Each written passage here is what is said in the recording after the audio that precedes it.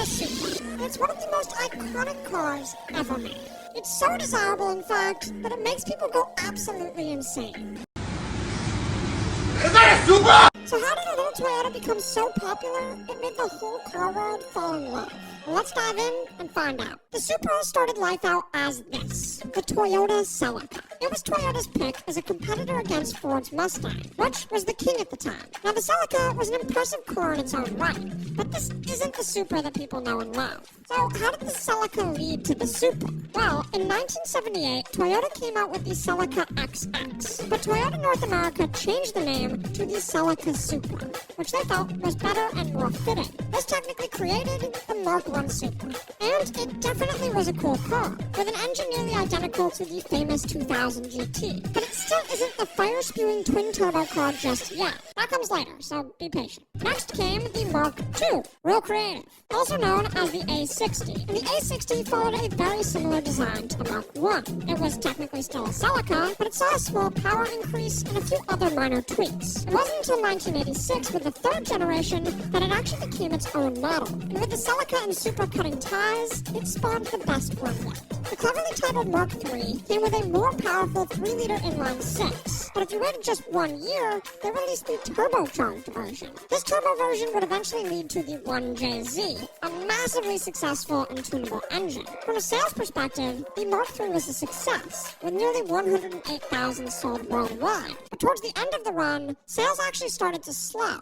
While that was taking place, the team at Toyota was building the craziest Supra yet, the model that would turn this car into an absolute icon. When the Mark IV was being developed, the team became very serious about building a true performance car. They redesigned the car using a subframe from the Lexus SC300. Then, they shoved a 2JZ under the hood, which didn't make a ton of power, but it was incredibly overbuilt and durable, and even better than the 1JZ that came prior. Plus, they added an F1-inspired braking system that actually gave the Supra record-breaking performance that only the Carrera GT could beat years later in 2004. All of this, as you might imagine, resulted in the perfect sports car, and most of its engineering success can be attributed to this one guy, Hiromu Naruse.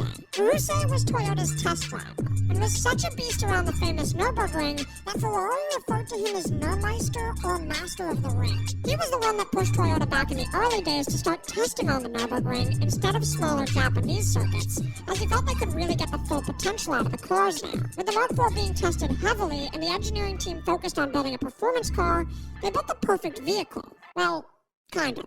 Unfortunately, despite being a critical success, the Mark IV was not a sales success. While there was plenty of engineering prowess and impressive performance from the car, it was still expensive and had a very limited production run. Additionally, Toyota was facing financial difficulties during the late 90s, which probably contributed to the slow sales as well. This ended up with the Mark IV being pulled off the US market in 1998 and all other markets in 2002.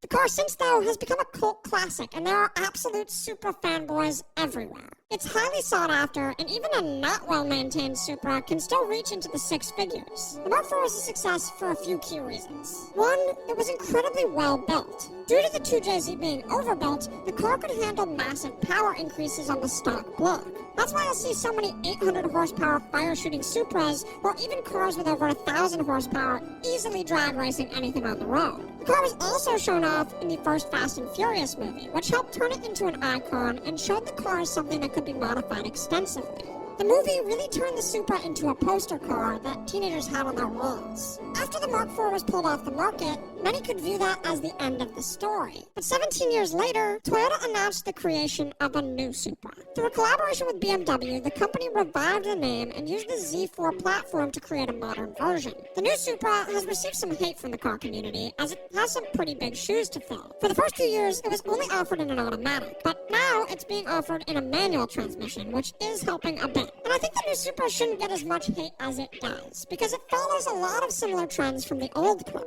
The B58 turbo engine found in the new car is extremely tunable, and the car is still somewhat affordable, staying in line with the older versions. But it'll sadly never have the magic of the Mark IV. For more car content, make sure you subscribe.